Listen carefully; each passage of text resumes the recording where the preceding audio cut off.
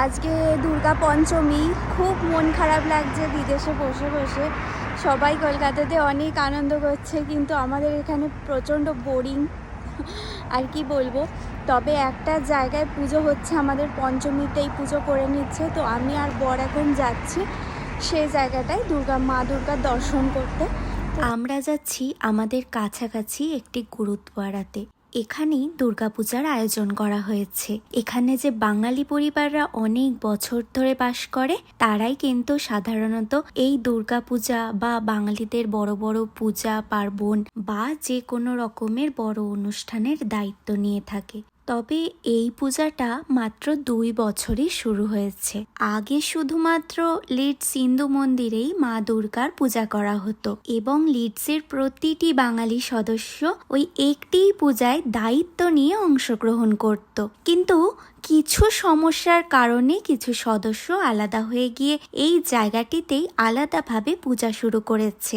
আর এই পূজার একটি ইউনিক ব্যাপার এটাই যে এই পূজার দায়িত্ব সম্পূর্ণ মহিলা কেন্দ্রিক।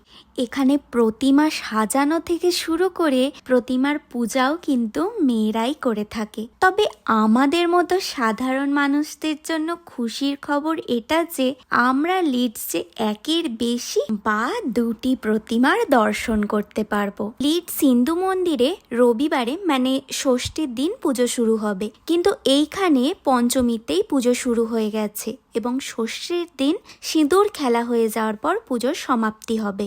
আমাদের কলকাতায় যেমন পূজার 4টে দিন ছুটি থাকে, কিন্তু বিদেশে তেমনভাবে কিছু হয় না। তার কারণেই বিদেশে থাকা বাঙালিরা শনিবার কিংবা রবিবারের মধ্যেই পুজোর শুরু এবং পুজোর সমাপ্তি করতে চেষ্টা করে। এতে করে বিদেশে বসবাস করা বাঙালিদের মনটাও কিন্তু একটু আনন্দ পায়। জানো তো, আজকে সকাল থেকেই না আকাশটা অনেক অন্ধকার হয়েছিল।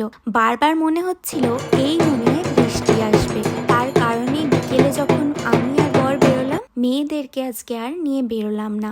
প্ল্যান আছে কালকে সকালে যখন ঠাকুর দেখতে যাব ওদেরকে সঙ্গে নিয়ে যাব। আজকে এখানে অনেক বাঙালি পরিবারের সঙ্গে দেখা হলো, সঙ্গে মায়ের মিষ্টি মুখের দর্শন করে আমাদের মন মুগ্ধ হলো। আজকে এতটুকুই, তোমাদের সঙ্গে দেখা হচ্ছে আমার আবারও।